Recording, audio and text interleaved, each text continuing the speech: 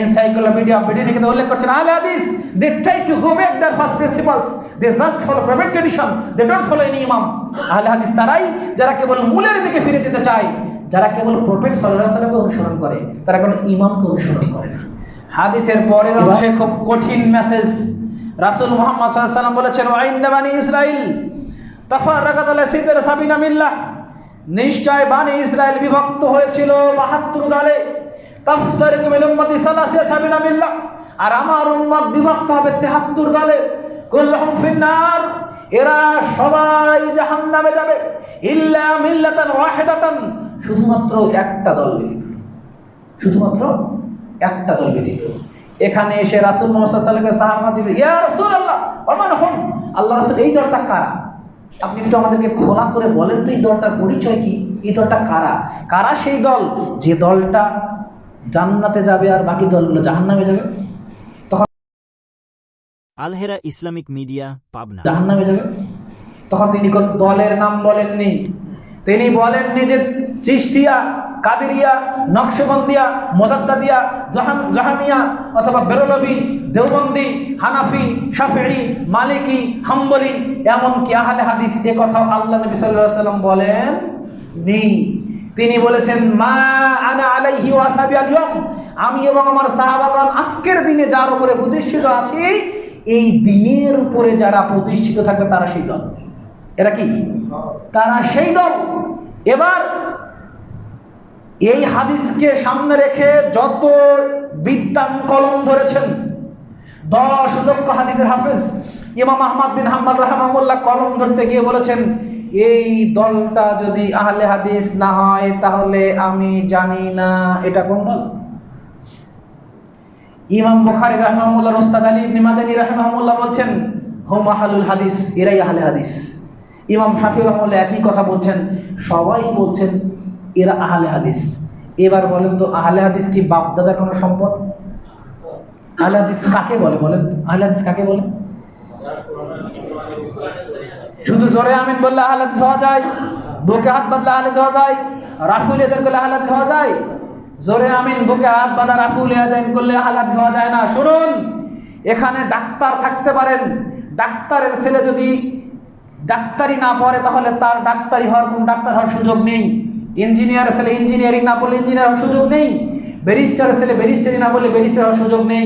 ঠিক আলেমের ছেলে যদি না পড়ে মাদ্রাসা তাহলে আলেম হওয়ার কোনো সুযোগ নেই। ঠিক সেভাবেই আহলে হাদিসের সন্তান যদি কোরআন এবং সহিহ হাদিসকে মূল্যায়ন না করে তাহলে সে আহলে হতে পাবে না।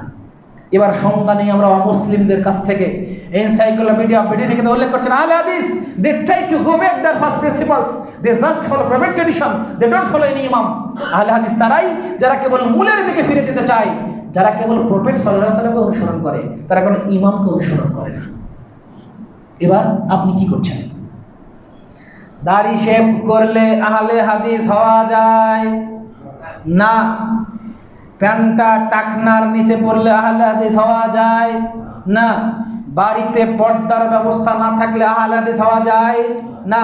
সুদের সঙ্গে জড়িত থাকলে আহলে হাদিস হওয়া যায় না। ঘুষের সঙ্গে জড়িত থাকলে আহলে হাদিস হওয়া যায় না। সালাত ত্যাগ করলে আহলে হাদিস হওয়া যায় না। শুধুমাত্র জন্মগ্রহণ করলে আহলে হাদিস হওয়া যায়, বিষয়টি এমন নয়। আহলে হাদিস হচ্ছে প্র্যাকটিসের নাম। প্র্যাকটিসিং মুসলিমই কেবল আহলে হাদিস হতে পারে, অন্য কেউ নয়। সে পৃথিবীর যেখানেই থাক না কেন, যে প্রান্তেই থাক না কেন। এবার আমি আমার কথা বলি, আমি কিন্তু হানাফি মানুষ। কি বাবা আশ্চর্য হলেন? আমি হানাফি মানুষ। যখন আমি সালাত পড়ি নাভির নিচে হাত বাঁধি, আমার হুজুর আমাকে শিখিয়েছে বাবা নাভির উপরে হাত তোলা হবে না, এটা আমাদের মাযহাবে নেই। নাভির নিচেই বাঁধতে হবে। জোরে আমিন বলা যাবে না, রাফুল ইয়াদাইন করা যাবে না। কারণ রাফুল ইয়াদাইন করেছিল আল্লাহর নবী সেই সময়, যে সময় বগলের নিচে সাহাবাগণ মূর্তি রাখতেন সেই সময়। তো যখন আমি একটু বুঝলাম, কোরআন হাদিস একটু স্টাডি শুরু করে দিলাম, শুরু করার পর আমি আমার বাবাকে প্রথম দাওয়াত দিলাম, তখন আমার বাবা রেডি করে উঠলো, আমার নিজের বাবা। এই তুমি এগুলো কি বলো? এগুলো সব মারদুদ, রহিত হয়ে গেছে। ওদের একটা চালু আছে কি শব্দ, এগুলো রহিত হয়ে গেছে, এগুলো লাগবে না, এগুলো ফিতনা ফাসাদ, এগুলো করা যাবে না। গ্রামের মসজিদে যখন শুরু করলাম, এরকম মসজিদ আপনার এর চেয়ে ডাবল মসজিদ হবে, গ্রামের মসজিদ থেকে আমাকে বের করে দেওয়া হলো। অপরাধ এটাই যে যদি নামাজ পড়তে হয় বাপ দাদার পদ্ধতিতেই মসজিদে নামাজ পড়া যাবে, অন্য কোনো পদ্ধতিতে নামাজ পড়া যাবে না। এটা তাদের এস্টেট কার্ড ফয়সালা। শুধু তাই নয়, তারা কত হিংসাত্মক দেখুন। আমার পরিবারে একটা অ্যাক্সিডেন্ট ঘটে রাজশাহী কাটাখালী 2021 সালের 26শে মার্চ। আপনারা মনে হয় দেখেছেন অনেকে, ওই যে হাইস গাড়ি, একটা কালো হাইস গাড়ি একটা হানিফের সঙ্গে লেগে যায়। 26শে মার্চ 2021 রাজশাহী কাটাখালীতে রংপুর থেকে ওই হাইসটা আসে। সেখানে একই মাইক্রোতে ছিল 17 জন, একই পরিবারের 5 জন ছিল আমার পরিবারের। আমার নিজের 2 বোন ছিল, ভাগনা ছিল, ভাগ্নি ছিল, বোন জামাই ছিল। তারা অবশ্য আহলে ছিল আলহামদুলিল্লাহ। তো অ্যাক্সিডেন্টলি তারা সেখানটাতেই মৃত্যুবরণ করে। আর আমার এলাকার লোক কি বলে যাবে, বলে যে এরা যে ধর্ম ত্যাগ করেছে এজন্য আল্লাহর গজব পড়েছে এদের উপর। একটা অ্যাক্সিডেন্টকে নিয়েও তাদের মানে অপব্যাখ্যা। এখন অনেক লোক বলে যে ওদের ওটা তো প্রাপ্য ছিল, কারণ ধর্ম থেকে বের হলে আল্লাহ দেয় না, দেখায় না নমুনা, আল্লাহ দেখায় না, ওদেরকে আল্লাহ নমুনা দেখাইছে। ধর্ম থেকে যেহেতু বের হয়েছে এই জন্য আল্লাহ রাব্বুল আলামিন ওদেরকে কি করছে, গজব দিয়েছে। এরপরে অনেক লোক বলে যে একই পরিবার থেকে 5 জন লোক মারা গেল, এরা একটু রক্ত প্রবাহিত করলো না, এরা কি মুসলিম? মানে বুঝছেন তো, মানে এতগুলো লোক মারা গেল, একটা বকরি বা ছাগল জব করলো না, গরু জব করলো না, 5 জন লোক মারা গেল, এরা মুসলিম কি করে থাকতে পারে? এরা তো মুসলিম নাই। এখনও ট্রিট করা হয়। আমাকে নিয়ে আমার এলাকাতে যদি প্রশ্ন করেন, আমার গ্রামের যারা ওই গোরা বলে, গোরা যারা, তাদেরকে বলবে যে এর চেয়ে রাস্তার কুকুর ভালো আছে। অপরাধ কি? এ কি নারী লিপ্সু? যে না, তা নয়। এ কি সুদখোর? যে না, তা নয়। এ কি দুর্নীতিবাজ? যে না, তা নয়। এ কি অপরাজনীতি করে? জি না, তা নয়। এ কি ঘুষ খায়? জি না, তা নয়। এ কি বড়দেরকে অপমান করে? না। এ কি ছোটদেরকে স্নেহ করে না? না, তাও নয়। তাহলে এর অপরাধ কি? এর অপরাধ একটাই, এ বাপদাদা ধর্মে চুনকালি দিয়েছে, আমাদের সমাজকে বিভক্ত করেছে, এটাই অপরাধ। আজও এটাই চিত্র, আজও এটাই চিত্র। সমাজের লোক মেনে নেবে বিষয়টি এমন নয়। তাই সম্মানিত উপস্থিতি, জন্ম হোক যথাযথ, কর্ম হোক ভালো। আমি আশ্চর্য হয়ে যাই, আমি যখন আমার এলাকায় স্থান পেলাম না। কেন স্থান পেলাম না? কারণ রাহুল এদের জোরে আমি বুকে হাত বাঁধা, দৃশ্যমান কয়েকটা বিষয়। আর আমি তখন মনে করেছিলাম পুরো পৃথিবীর আহলে হাদিস যারা আছে সবাই মনে হয় কোরআন এবং সহিহ হাদিসের একেবারে একনিষ্ঠ কর্মী অনুসারী। কিন্তু আশ্চর্য হয়ে যাই, আহলে হাদিসের ছেলে দাড়ি শেভ করে, দাড়ি রাখে না, সিগারেট টানে, প্যান্ট এমন চিপা প্যান্ট পরে দাঁড়িয়ে রাস্তায় পেশাব করতে হয়। আহলে হাদিসের মা বোনেরা এমন টাইট ফিটিং বোরখা পরে যার উঁচু নিচু অংশ দৃশ্যমান হয়। এ কি আহলে হাদিস হতে পারে? কি করে আহলে হাদিস হতে পারে? যে নিজেকে প্রদর্শিত করে ঘুরে বেড়ায়, যে নিজে এখনো ব্যাংকের সাথে জড়িত হতে পারে, যে নিজে এখনো হারামখোর, সে কি করে আহলে হাদিস হতে পারে? আশ্চর্য হতে হয়। সম্মানিত উপস্থিতি, দেখুন এই দলের কিছু বৈশিষ্ট্য। এই দলের 1 নাম্বার বৈশিষ্ট্য ইমাম আহমদ রাহমাহুল্লাহ কোট করেছেন 16736 নম্বরে, তারা হবে সংস্কারক। অর্থাৎ আপনি যদি আহলে হাদিস হতে চান, আপনার ভিতরে এটা থাকতেই হবে, আপনি হবেন সংস্কারক। সংস্কারক মানে বুঝি তো, মানে মেরামত যেটাকে বলে। একজন রিকশাওয়ালা সিগারেট টানছে, তাকে গিয়ে বলতে হবে ভাই আমি তো আপনার রিকশায় উঠতাম, কিন্তু সিগারেট যে টানছেন ওঠা যাচ্ছে না, তবে ফেলায় দিলে টানা যাবে, ওঠা যাবে। ফেলায় দিলে এবার আস্তে আস্তে তাকে আপনি বলুন যে আপনি যে সিগারেটটা খাচ্ছেন, তো সিগারেটের দাম কত? যে 5 টাকা। দিনে কয়টা যায়? যে 20টা যায়। তা 5-20 100 টাকা চলে গেল। তা আপনি রিক্সা চালক মানুষ, দিনে 700-800 টাকা উপার্জন করেন, 100 টাকা যদি চলেই যায় তাহলে তো এটা আপনার লস। মাসে 3000 চলে যাচ্ছে, বছরে 36,000 টাকা চলে যাচ্ছে আপনার। তো আপনি এটা বাদ দেন। আর এটা ইসলাম ধর্মে কিন্তু নিষেধ।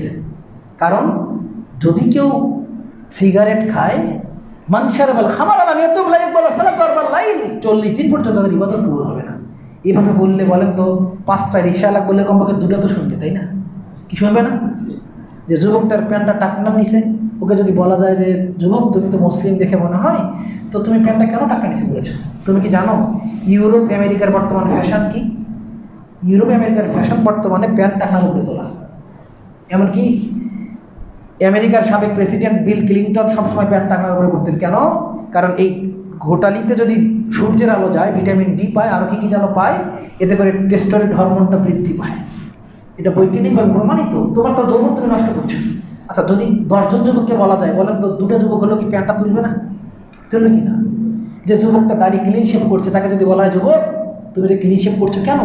তুমি বাথরুমে যাও না বাথরুম করতে? হ্যাঁ। তুমি কি জানো বাথরুমে ইকোলাই নামক একটা ব্যাকটেরিয়া আছে, যেটা অন্য কোথাও থাকে না, পায়খানায় থাকে, আর ওটা স্কিনের ভিতরে প্রবেশ করে লোমকূপ দিয়ে। আর মানুষের শরীর পুরো শরীর আবৃত কিন্তু লোমকূপ দিয়ে। মেয়ে হোক আর ছেলেই হোক, লোমকূপ দিয়ে কিন্তু চামড়া কি আবৃত, ছোট হোক আর বড় হোক। কিন্তু যখন এটা শেভ করা হচ্ছে, লোমকূপকে কী করা হচ্ছে? উন্মুক্ত করা হচ্ছে। আর বাথরুমের ভিতরে ওই ব্যাকটেরিয়া ঢুকছে আপনার স্কিনে, ঢুকে ওটা আপনার স্কিন ডিজিজ করছে, আরও অনেক চর্মরোগ তৈরি করছে। এইভাবে যদি 20 জনকে বলা যায়, 10 জন কমপক্ষে তো মানবে। আর এটাও না বলুন, কমপক্ষে এতটুকু বলুন যে তুমি তো মুসলিম, তুমি যদি কবরে যাও, তোমাকে মাটি দেওয়ার সময় তো বলা হবে মিনহা খলাকনাকুম, নাকি মাটি দেওয়ার সময় তোমাকে বলা হবে বিসমিল্লাহি ওয়ালা মিল্লাতি রাসূলিল্লাহ। তুমি রাসূলের মিল্লাতে যদি থাকতে চাও কবরে, তাহলে তোমাকে এগুলো করতেই হবে। বলেন তো, এগুলো ছাড়া কি রাসূলের মিল্লাতে থাকা যায়? কবরে প্রশ্ন করা হবে 3টা, তোমার নবী কে ছিল, তোমার দিন কি, তোমার রব কে। এখন আপনাকে যে ওয়ালা মিল্লাতে রাসূলিল্লাহ, রাসূলের মিল্লাতে সুপর্দ করা হচ্ছে, এবার বলেন তো, আপনার প্যান্টটা টাকার নিচে, আপনার দাড়ি নাই, ক্লিন শেভ, আপনি রাসূল সাল্লাল্লাহু আলাইহি সাল্লামকে 5 পয়সার মূল্যায়ন করেন না, কবরে উত্তর দেওয়া সম্ভব? কবরে তো সম্ভব সম্ভব নয়। এজন্য আমি বলি যে এ যুবক, তুমি দাড়ি রাখছো না, তুমি যদি অবস্থায় মারা যাও, তুমি সালাত পড়ছো না, তুমি যদি অবস্থায় মারা যাও, তাহলে তুমি 2টো অপরাধ করলে, একটা নিজের অপরাধ আর একটা তোমার এলাকার নিরীহ লোকের অপরাধ। কি সেটা? কারণ তুমি আজকে অ্যাক্সিডেন্ট করে মারা গেলে তোমার কবরে নামবে এলাকার গণ্যমান্য ইসলাম প্রিয় ব্যক্তিরা, যে হয়তো বা 2-4 বার হজ করেছে, যে হয়তো বা তাহাজ্জুদের সালাত আদায় করে, অথবা মসজিদের ইমাম, তাকে কিন্তু কবরে নামতে বলা হয় যে একটু কবরে নামেন না। তো কবরে নামার সময় কি আলাদা কোনো দোয়া আছে না? দোয়া একটাই দোয়া। তো এখন একটা ছেলে যে ইসলামকে ধারে না, তাকে যখন কবরে শোয়ানো হচ্ছে, তো যে ব্যক্তিটা তাহাজ্জুদের নামাজ পড়েছে, ফজরের নামাজ জামাতে পড়েছে, আর তারপরে যদি মাটি দেয়, সে যদি বলে যে এই যুবককে আমি রাসূলের মিল্লাতে সুবর্ত করলাম, এটা কি সত্য কথা না মিথ্যা কথা? কথা বলেন, কি কথা? মিথ্যা কথা। ব্যক্তি তুমি নিজে, যুবক তুমি নিজে পাপ করছো, নিজের পাপ নিয়ে কবরে যাচ্ছ। তোমাকে যারা সম্মানের সাথে কবর দিয়ে আসবে, কবরে নামছে, তুমি তাকে পর্যন্ত মিথ্যাবাদী বানাচ্ছ। এটা কি নয়? এখান থেকে কি ফিরে আসার সময় এখনো হয়নি? কত যুবককে দেখেছি সুঠাম দেহের অধিকারী, কত যুবককে দেখলাম যারা 20 কিলো দৌড়াতে পারত, হঠাৎ করে একটা সমস্যা, প্যারালাইজড, আর উঠতে পারেনি। কত শক্তিশালী সুঠাম দেহের অধিকারী যুবক তোমার চেয়ে শক্তিশালী ছিল, কিন্তু যে কোনো একটা অ্যাক্সিডেন্টে সে চিরতরে পঙ্গুত্ব বরণ করেছে, হুইল চেয়ার ছাড়া তার কোনো আশ্রয় নেই। তোমার চেয়ে কত সুদর্শন যুবক ক্যান্সার হয়ে, চেহারা নষ্ট হয়ে মেডিকেলে কাতরাচ্ছে, আর এখনো পড়ে আছে, তাদের দিকে কেউ আর তাকায় না। তুমি তো পায়ে হেঁটে মসজিদে আসতে পারো, তুমি তো এখনো দৌড়াতে পারো, তুমি তো স্বাধীনভাবে এখনো সবকিছু করতে পারো। তুমি এবার চিন্তা করো, তুমি কি তোমাকে ব্যয়িত করবে তোমার রবের রাস্তায়, নাকি নিজের খেয়াল খুশি মতো শয়তানের রাস্তায়? Choice is yours. তোমাকেই পছন্দ করতে হবে।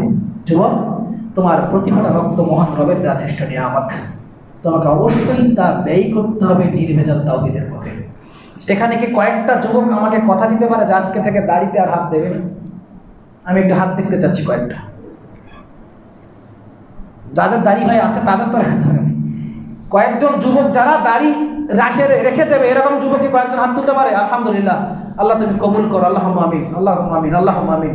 দাড়িটা ছেড়ে দেবেন ইনশাআল্লাহ। ভাই, এটা আমার জন্য নয়, আমি এসেছি, আমি মেহমান হিসেবে এসেছি, আমি চলে যাব।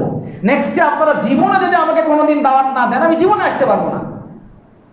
কিন্তু আপনি যদি এটা রেখে দেন, এটা কি আপনি আমার উপকার করলেন নাকি আপনার নিজেরই? সবার তুলছে দিই। তাই আসুন নিজেকে পরিবর্তন করার চেষ্টা করি। আল্লাহ তৌফিক করুন। আল্লাহুম্মা আমিন।